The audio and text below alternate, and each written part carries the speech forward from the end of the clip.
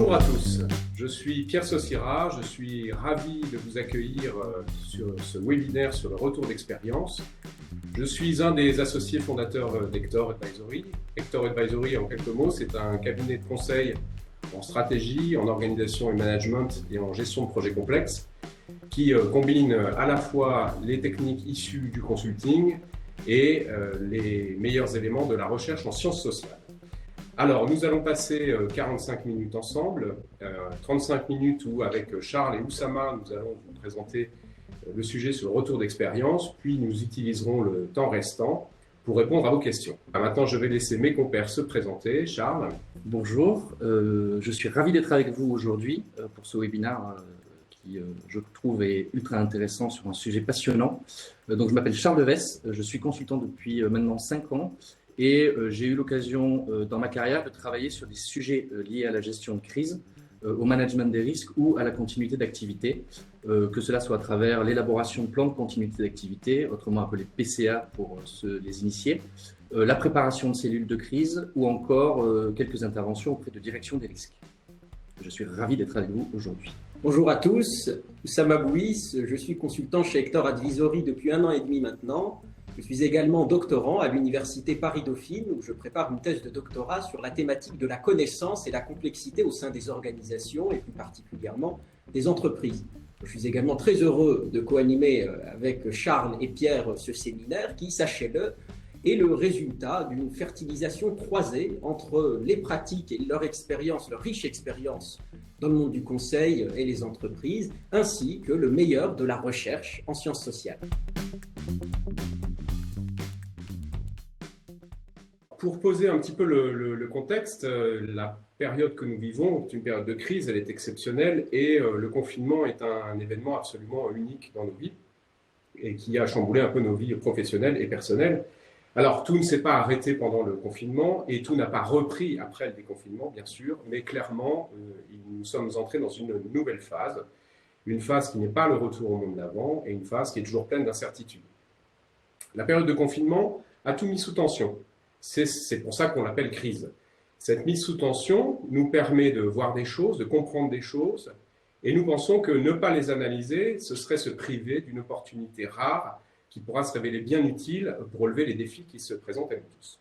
Nous allons donc vous expliquer ce qu'est la crise du point de vue de la pensée complexe, puis nous exposerons tout l'intérêt de faire un retour d'expérience, nous rentrerons ensuite en détail sur la manière de faire un bon retour d'expérience, et puis nous conclurons et nous pourrons passer aux questions. Sur la vision complexe de la crise, je laisse Oussama nous expliquer tout ça. Alors en effet, la notion de crise a été définie dès les années 70 par Edgar Morin dans un article scientifique qui fait date et qui continue aujourd'hui à s'imposer dans la recherche sur la question de la crise, un article intitulé « Pour la crisologie » publié dans la revue Communication. Dans cet article, Edgar Morin nous définit la notion de crise avec une approche complexe, donc globale. Comme l'a dit précédemment Pierre, la crise, c'est une mise en tension plus précisément des normes de stabilité. En effet, avant la crise, les choses se déroulaient de manière normale, comme on dit, les choses étaient plutôt stables, et cela provenait du fait que nous avions un certain nombre de normes et de règles qui permettaient d'assurer cette stabilité. Or, ces normes, ces règles qui permettent d'assurer la stabilité d'un système, qu'il s'agisse d'un groupe, d'une organisation, d'une entreprise ou même d'une équipe, ces normes sont certes parfois conscientes, explicites, mais également il y a tout un ensemble de normes qui sont implicites, inconscientes. Et la crise est un moment qui vient révéler ces normes-ci. La crise est donc un révélateur des normes de stabilité, normes implicites, inconscientes ou normes plus conscientes. Un deuxième élément que nous dit Edgar Morin au sujet de la crise, c'est que la crise est un moment, une occasion où il est possible d'effectuer, de réaliser tout un tas de choses que l'on pensait pourtant impossibles. Pour réutiliser son expression, il dit que la crise est un moment de déblocage de nouvelles potentialités. Vous l'avez sans doute vécu, et d'ailleurs on l'a entendu, parfois certains nous ont dit c'est vrai que durant cette crise, durant cette période de confinement, nous avons pu réaliser dans notre entreprise en 1 mois, et là je pense à un témoignage qui nous a été fait dans un grand groupe industriel, en 1 mois nous avons pu réaliser ce qu'habituellement nous réalisions en 6 mois. Alors on découvre donc durant ces moments de crise, c'est la notion d'effectueur, que l'on peut effectuer tout un tas de choses qui nous pensaient pourtant parfois impossibles, voire improbables. Enfin, troisième élément qui permet de caractériser la crise est un transformateur. Toute crise porte en elle des transformations, change le système, qu'il s'agisse d'un groupe, d'une entreprise ou d'une société. Toutefois, pour tirer pleinement parti de ces trois aspects de la crise, révélateur, effectueur et transformateur, il faut en avoir pleinement conscience. Et c'est là un des enjeux de l'exercice de retour d'expérience. Le but de notre retour d'expérience est de tirer pleinement profit de ces trois aspects de la crise, en faire un véritable révélateur, comprendre ce qu'il a permis d'effectuer de nouveau et en faire un véritable transformateur.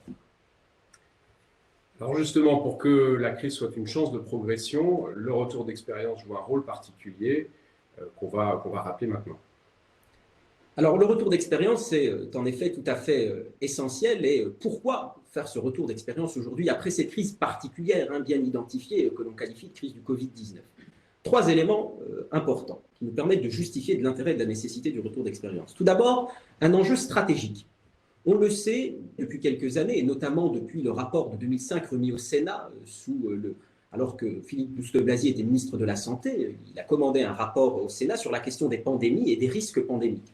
Et on essaie depuis ce rapport qu'aujourd'hui, et notamment en raison de la globalisation, de la mondialisation, on le sait que ce genre de risque est amené à se répéter.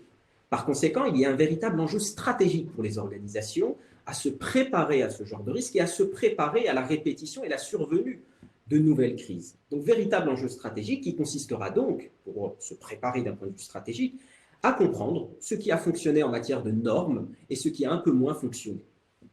Deuxième enjeu, qui celui-ci est plutôt organisationnel ou collectif, on le sait, vous l'avez sans doute vécu, la crise a fragilisé les collectifs. Chacun a eu une expérience différente de cette crise. Les uns ont vu leur activité stoppée, les autres ont continué à travailler à distance, en télétravail.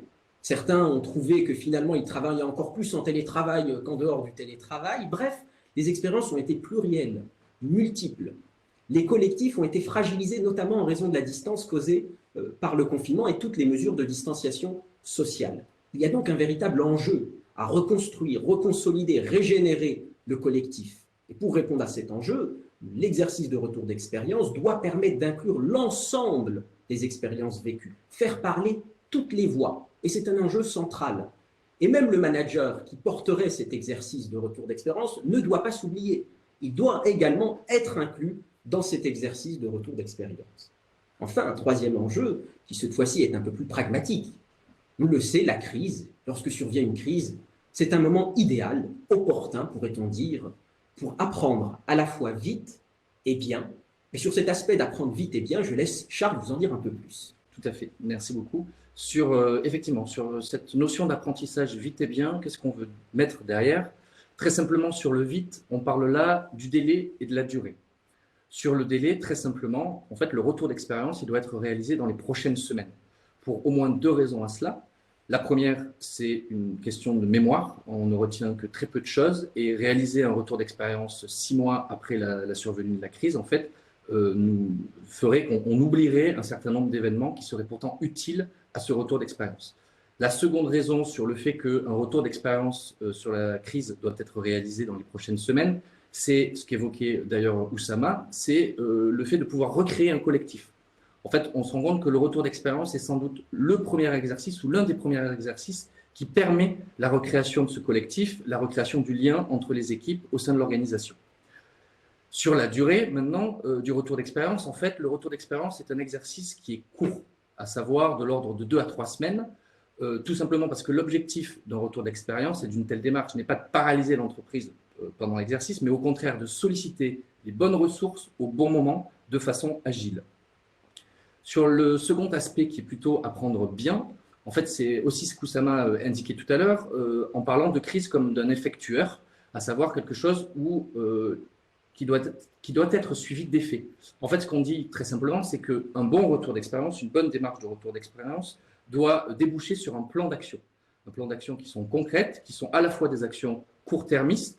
Je peux vous prendre un exemple qu'on a pu évoquer, que certains de nos clients ont pu évoquer, à savoir par exemple des outils de travail collaboratif qui ne fonctionneraient pas ou des collaborateurs qui seraient insuffisamment préparés ou formés à l'utilisation de ces outils collaboratifs. Donc ça, ce sont des actions finalement du fine-tuning ou des actions que l'on peut réaliser assez vite. Et puis après, vous avez dans ce plan d'action tout un second volet qui sont plutôt des actions moyen-long terme, des travaux à mener dans l'après-crise. Par exemple, on peut prendre un exemple qu'on nous a aussi beaucoup cité sur l'amélioration des processus qui sont considérés comme clés par l'entreprise. Alors, rentrons maintenant dans le vif du sujet. Quelles sont les caractéristiques d'un bon retour d'expérience? Avant de commencer, moi, j'aimerais combattre deux contre-vérités. Quand on parle de retour d'expérience, il y a une évidence. On dit évidemment, il faut faire un retour d'expérience, c'est normal. D'ailleurs, on le fait beaucoup et c'est assez facile à faire. Eh bien, c'est faux. C'est faux. Moi, je remarque qu'on ne le fait pas beaucoup, on le fait assez peu. Quand on mène un projet, éventuellement, on va suivre la méthodologie projet qui recommande de terminer par un exercice de retour d'expérience. On le fait ou on ne le fait pas. Mais en tout cas, au cours du projet, il y a différentes phases, différents épisodes qui mériteraient un retour d'expérience, on ne le fait pas. Je prends un autre exemple. Quand on construit une nouvelle organisation, cette organisation va apporter des bénéfices et peut-être va apporter des difficultés. Et bien finalement, on attendra très souvent la prochaine réorganisation pour se poser la question et faire ce retour d'expérience et voir si on peut corriger tout de suite quelque chose qui n'a pas fonctionné. L'autre élément, c'est de dire que le retour d'expérience, c'est quelque chose de facile. Et souvent d'ailleurs, il n'y a pas de mépris là-dessus. On nous dit un retour d'expérience, il suffit de consulter les gens et leur demander ce qui a fonctionné, ce qui n'a pas fonctionné. Qu'est-ce qu'on garde, qu'est-ce qu'on jette? Donnez-moi les plus et les moins. C'est un bon début. C'est un bon début, mais on est plutôt à ce moment-là dans le registre de la boîte à idées. Ce qui nous intéresse, nous, c'est d'aller creuser vraiment l'entreprise dans toutes ses dimensions. Et ça nécessite à la fois de la technique, ça nécessite des outils qui sont un peu différents et ça nécessite de structurer le retour d'expérience d'une autre manière que simplement quelque chose de très manichéen ou binaire. Alors, si on dit que le retour d'expérience est un exercice complet, c'est justement parce que ce qui est intéressant, c'est de regarder l'entreprise dans toutes ses dimensions. Effectivement, le retour d'expérience tel que nous le concevons, en fait, il doit s'attacher à analyser l'ensemble des aspects de l'entreprise. D'abord, vous le voyez sur la slide, la dimension que l'on appelle la dimension structurelle de l'entreprise, qui est en fait finalement bien souvent celle qu'on connaît le mieux. Cette dimension, en fait, elle regroupe notamment les process clés de l'entreprise, l'organisation et la gouvernance, et les outils, les indicateurs de pilotage que l'on connaît tous. Et en fait, cette dimension-là, elle est bien souvent connue parce que c'est là que l'on retrouve les outils classiques d'anticipation et de gestion de crise. Par exemple, les plans de continuité d'activité, la réalisation de cartographie des risques ou encore la conception et la préparation de cellules de crise font partie de cette dimension-là. Donc, comme je vous le disais, comme Pierre le disait, en fait, pour nous, un retour d'expérience doit vraiment s'attacher à aller au-delà de cette dimension-là et doit considérer aussi la dimension anthropologique. Parce qu'effectivement, si une entreprise, évidemment, se caractérise par ses processus de production, elle fait quelque chose, la manière dont elle s'organise et la manière dont elle mesure toute son activité, elle va aussi se caractériser par des choses qui sont peut-être un peu moins palpables, comme sa culture, ses comportements, ses valeurs, les attitudes qui sont reconnues comme les attitudes de l'entreprise.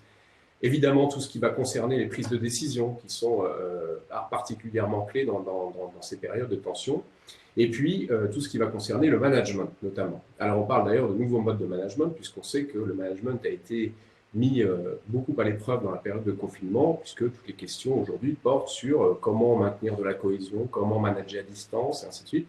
Et c'est très difficile de trouver des réponses. Mais tous ces éléments-là, finalement, sont caractéristiques de l'entreprise. Et pratiquer le retour d'expérience sur toutes ces dimensions nous permet d'avoir une lecture intelligente des forces, des limites de l'entreprise. Alors, quand on pratique un retour d'expérience, on a à disposition plusieurs outils. Et je disais que le retour d'expérience, d'abord, comme l'a expliqué Charles, il faut qu'il soit dans un temps très réduit. Ça veut dire qu'il faut qu'il soit parfaitement structuré. Chaque outil correspond à un usage, apporte de la valeur et contient des limites en lui-même. Donc, il est très important de connaître chaque outil et de l'utiliser à bon escient par rapport à ce qu'on veut faire. En effet, c'est un élément absolument central lorsque l'on mobilise des outils ou des méthodes d'enquête. Car en effet, le retour d'expérience se fait principalement sur la base de méthodes d'enquête, d'outils d'enquête que sont le questionnaire, les entretiens et les ateliers. De ces trois outils, il y en a un qui est quantitatif, je l'expliquerai un peu plus en détail, et deux qui sont quantitatifs. L'outil qualitatif. L'outil quantitatif est le questionnaire. Le questionnaire va nous donner des éléments chiffrés, va nous permettre de comprendre des fréquences. Toutefois, je souligne cet aspect, Un questionnaire ne permet pas de fournir une compréhension en profondeur d'un phénomène. Si l'on veut comprendre un phénomène en profondeur, il faut alors se tourner vers des outils dits qualitatifs, que sont les ateliers ou encore les entretiens. En effet, les chiffres que nous fourniront les questionnaires sont là pour nous permettre de relever un certain nombre de tendances, pour nous fournir une fréquence, éventuellement nous permettre d'identifier certains signaux. Et vouloir interpréter ces chiffres afin d'expliquer en profondeur un phénomène, c'est tout simplement faire de ce chiffre une opinion et non plus la représentation de la réalité. Alors, le questionnaire, il y a des règles. On ne fait pas un questionnaire n'importe comment, il y a toujours des règles, et à cet égard, la recherche en sciences sociales nous éclaire sur la méthodologie du questionnaire. Premier élément, un questionnaire doit être anonymisé. Donc, tous les répondants du questionnaire doivent avoir l'assurance que leurs réponses ne seront pas personnalisées. On ne saura pas qui a dit quoi. C'est le meilleur moyen de s'assurer que chacun puisse répondre de manière spontanée, libre et le plus honnêtement possible. Deuxième élément, un questionnaire doit comporter principalement et essentiellement des questions fermées, à savoir des questions où j'ai un certain nombre de choix possibles, d'options possibles. On évite les questions ouvertes du type « Que pensez-vous de ?» Lorsque l'on veut construire ce genre de questions, lorsque l'on veut interroger les personnes « Que pensez-vous de ceci ou de cela ?» et les laisser librement exprimer leur opinion, alors on se tourne vers les méthodologies qualitatives que sont les entretiens et les ateliers, mais certainement pas vers un questionnaire des questions fermées. Troisième élément, la robustesse du questionnaire, la solidité du questionnaire, le sérieux et la rigueur d'un questionnaire tient principalement à la manière de construire les questions et de les relier entre elles. Il y a des règles et il faut s'y tenir dans la rigueur de construction du questionnaire. Je vais vous citer deux exemples pour un peu éclairer cette idée de robustesse interne. Premier exemple, un type de question qu'il faut toujours insérer dans un questionnaire, c'est ce qu'on appelle les questions de satisficing. Exemple très simple, je mets au début de mon questionnaire, pensez-vous que les entreprises ont bien géré la crise? Le répondant indique une réponse, il va mettre d'accord, les entreprises ont bien géré la crise. Plus loin dans le questionnaire, une autre question, cette fois-ci je mets les entreprises n'ont pas été à la hauteur de la crise, ce qui est donc l'idée inverse de la question précédente. Et considérons que mon répondant me met aussi d'accord. Donc le même répondant est à la fois d'accord sur le fait que les entreprises ont bien géré la crise et qu'en même temps elles n'ont pas été à la hauteur. On considérera donc ici, en matière d'analyse, que le répondant n'est pas cohérent dans ses réponses. Et ceci arrive, et c'est pour cela qu'on appelle ça du satisficing, lorsque la personne qui répond ne prend pas le questionnaire très au sérieux et veut simplement le compléter un peu rapidement et coche toutes les cases en les alignant les unes derrière les autres sans vraiment lire les questions. Et lorsque l'on a ce type de questions qui souligne un manque de cohérence et de sérieux dans la manière de répondre au questionnaire, alors on ne tient pas compte des réponses du questionnaire. Deuxième exemple. On insère dans le questionnaire une question du type, et vous serez sans doute familier avec ce genre d'interrogation, durant cette crise, nous sommes sur un retour d'expérience, durant cette crise, durant cette période de confinement, durant cette crise, votre management a été plus horizontal. Considérons que le répondant nous indique « pas d'accord ». Alors là, évidemment, on se dit, bon, on considère que le management n'a pas été plus horizontal à l'heure où la mode est à l'horizontalité, à l'heure où tout le monde nous dit il faut être horizontal, du management sans hiérarchie. Alors on se dit qu'il y a ici un signal et qu'il faut entrer plus en profondeur sur ce point. Alors en réalité, on ne peut pas construire ce genre d'analyse. Ce n'est pas, pour le dire un peu simplement, ce n'est pas très sérieux d'analyser de cette manière cette réponse. En fait, ce que l'on va faire, c'est que l'on va ajouter une question de pondération. À la question « Pensez-vous que votre management a été plus horizontal ?» j'ajouterai plus loin ou avant une autre question qui sera « Pensez-vous que pendant une crise, le management doit être plus horizontal ?» Si la personne me répond « D'accord », elle estime que le management devrait être plus horizontal. Alors là, en effet, il y a des questions à se poser. Toutefois, si la personne, et cela est fort possible, si la personne me répond qu'elle considère que durant une crise, le management n'a pas à être plus horizontal, alors c'est qu'il n'y a pas à s'inquiéter. Le management avait la disposition, la forme qui convenait. Donc vous voyez le sens de la question de pondération. Elle permet vraiment d'avoir une analyse interne du questionnaire et de ne pas partir dans des interprétations un peu saugrenues et de céder à toute les modes qui peuvent exister et de vraiment interpréter le questionnaire, non pas en fonction de la mode, mais en fonction des attentes de ceux qui y répondent et en particulier de vos équipes. Mais pour entrer plus en profondeur dans l'analyse et comprendre parfois certains phénomènes, il faut alors déployer d'autres types de méthodes, comme l'entretien ou encore l'atelier. Et je laisse Pierre et Charles développer ces points-ci. Alors effectivement, une chose aussi à bien voir sur le questionnaire, c'est qu'il permet aussi d'adresser un très grand nombre de personnes. Ça, c'est un des grands avantages aussi du questionnaire. Quand on disait tout à l'heure, tout le monde doit pouvoir s'exprimer dans l'exercice parce que ça permet à un moment aussi de ventiler, comme disent les psychologues, c'est-à-dire d'enlever un certain nombre de ressentis pour se reconcentrer sur le travail. Le questionnaire permet ça. L'entretien de terrain, entretien qui est très utilisé dans les sciences humaines, en sociologie d'entreprise, entre autres, en sciences du management. L'entretien, lui, évidemment, on ne peut pas faire autant d'entretiens qu'on voudrait, il faut toujours se limiter parce que c'est un échange en tête-à-tête qui va durer à peu près 1 heure, une grosse heure, et qui va permettre de creuser beaucoup plus et de laisser plus de liberté à l'interlocuteur pour détailler, expliquer, illustrer et remonter un certain nombre de choses. Il y a 3 types d'entretiens possibles. Il y a d'abord l'entretien directif, c'est-à-dire je viens avec une liste de questions et c'est moi qui pose les questions dans un certain ordre parce que je viens pour recueillir un certain nombre de réponses. Voilà, première question, comment avez-vous vécu cette période de confinement? Deuxième question, qu'est-ce que vous pouvez me dire sur le management? Troisième question, qu'est-ce que vous pouvez me dire sur la prise de décision? Ça a un avantage, ce type d'entretien, c'est qu'on est sûr de ressortir avec des réponses aux thèmes qui nous intéressaient. L'inconvénient, c'est qu'il est fermé, assez fermé, entre guillemets. C'est-à-dire que finalement, l'imprévu n'a pas vraiment lieu. S'il y a une thématique que mon interlocuteur aurait voulu évoquer, ce mode d'entretien le limite. Vous avez à l'inverse l'entretien parfaitement ouvert. Je n'ai pas de questions et j'offre à l'interlocuteur une séance complète où il va pouvoir dire ce qu'il pense, comment il a vécu la période, et c'est lui qui va, à un moment, apporter un certain nombre de réflexions, d'observations, d'histoires vécues, et il faudra travailler avec cette base.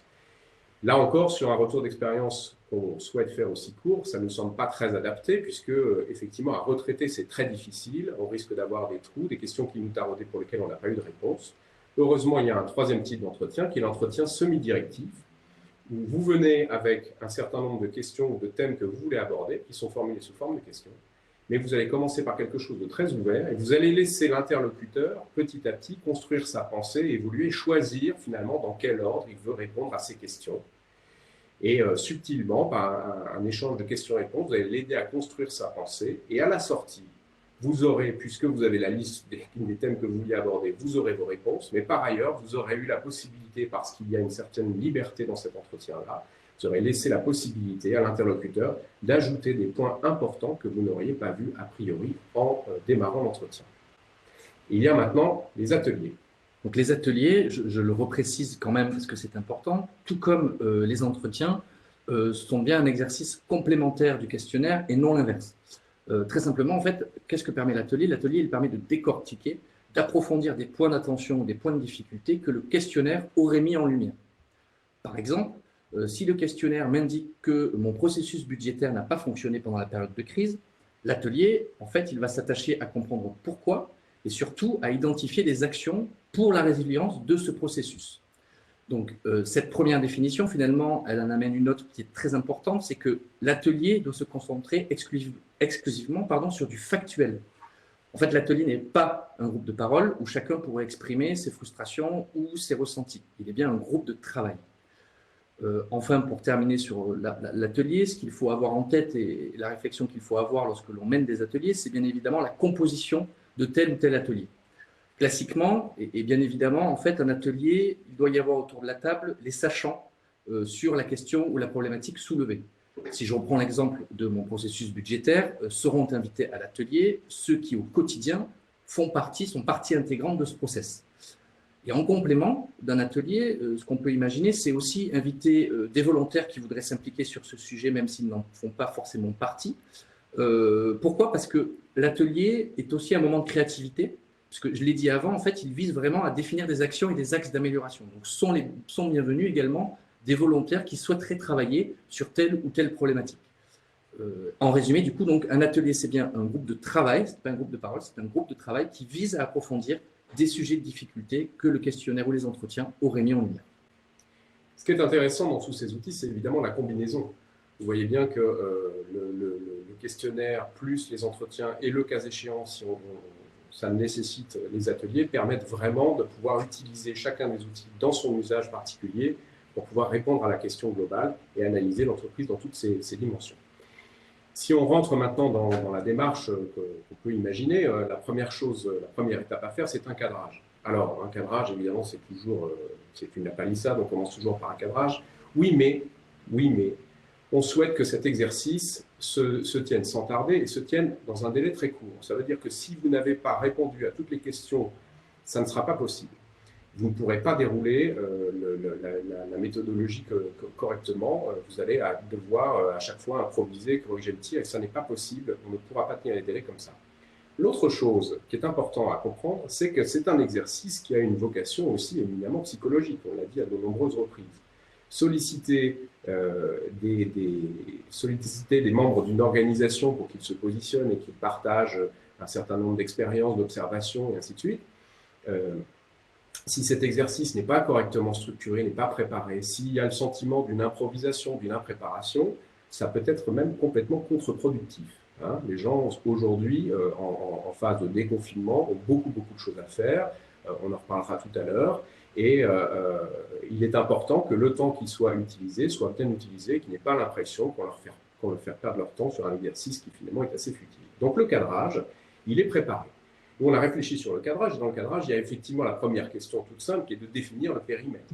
Combien de personnes sont concernées par l'exercice de retour d'expérience? Évidemment, on n'organise pas les mêmes choses si on veut faire un retour d'expérience sur une petite équipe d'une quinzaine de personnes ou si on vise une direction de 200 personnes ou une entreprise de plusieurs centaines de personnes.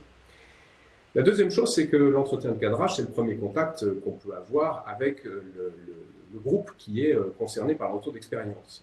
Quelque chose est assez étonnant et particulier en fait dans ce confinement, c'est que le confinement n'a été un groupe qui a vécu un confinement a vécu son propre confinement. Ce que je veux dire, c'est qu'aucune entité extérieure, même de l'entreprise ou de notre direction du groupe, n'aura vécu radicalement exactement le même confinement. Et donc, l'entretien de cadrage est une manière aussi de commencer à prendre un peu les premières indications sur ce qui a été vécu. C'est aussi l'occasion, troisième chose, de savoir vers quoi l'entreprise ou l'organisation se dirige, parce qu'à l'arrivée du retour d'expérience, on doit produire un certain nombre de recommandations et c'est intéressant d'avoir une boussole et une direction en disant voilà les sujets qui nous préoccupent, voilà les choses qu'on prévoit de faire à moyen et long terme. Ça nous permettra de voir si on peut apporter des éclairages au cours du travail. Évidemment, il faudra se mettre d'accord si un processus particulier ou un dysfonctionnement particulier doit être creusé et faire l'objet d'un atelier. Il faudra aussi, à l'occasion du cadrage, pouvoir relire et ajuster éventuellement au questionnaire ou trames d'entretien qui sont déjà préparés. Il y a un travail de planification dans le cadrage, planification logistique. Il va falloir inviter les gens à répondre à des choses, à dégager un petit peu de disponibilité dans leurs agendas pour rencontrer des intervieweurs. Donc tout ça nécessite un tout petit peu de préparation et en tout cas d'organisation. Et puis enfin, élément extrêmement important, il faut se mettre d'accord sur la communication.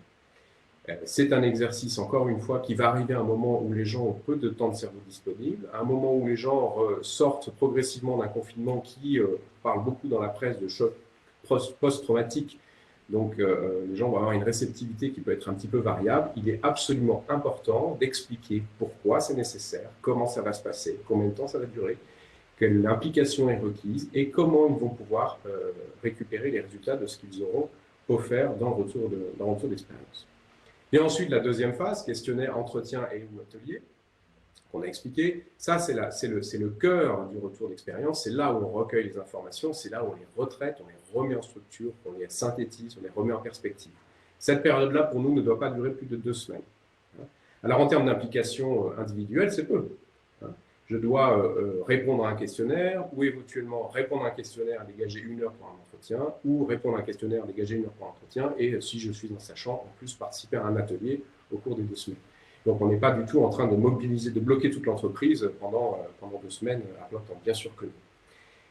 Vient ensuite la troisième phase qui est très importante, qui est la phase de restitution.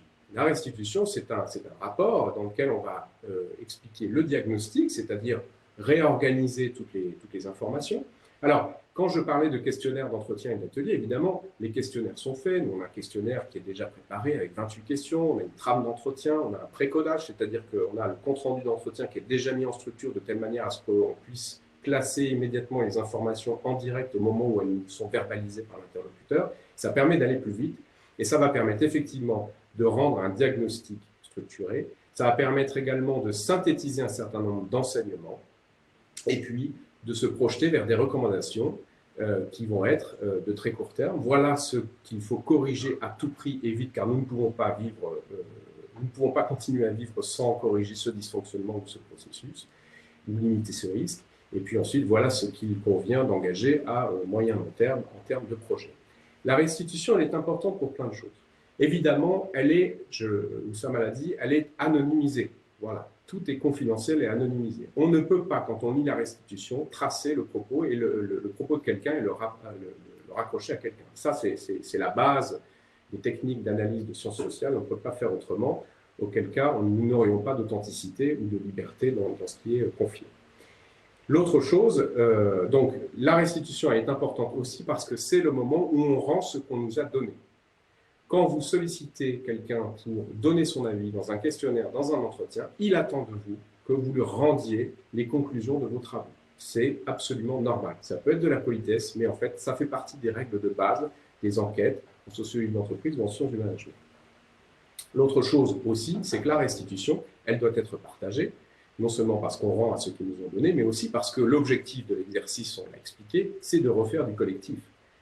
L'objectif, c'est de ne pas avoir un rapport qui serait pondu par quelqu'un d'absolument extérieur qui ne comprend rien à rien. C'est que le rapport est le rapport des gens qui ont contribué. Ils doivent se retrouver dans le diagnostic, ils doivent se retrouver dans les enseignements, ils doivent se retrouver dans les plans d'action, car l'objectif de cet exercice, finalement, c'est de remettre tout le monde dans une même direction et on a besoin que la restitution fasse consensus. Alors, on va passer maintenant à la conclusion de cette présentation. Et ce qu'on peut dire sur le retour d'expérience, il y a 3 grandes choses à retenir. D'abord, c'est que c'est un exercice extrêmement vertueux parce qu'il permet de mieux se connaître. Je sais chez moi quelles sont mes aptitudes, quelles sont mes forces, mes faiblesses, les choses qui fonctionnent bien, les choses qui fonctionnent moins bien. Et donc, je peux avoir des pistes pour progresser.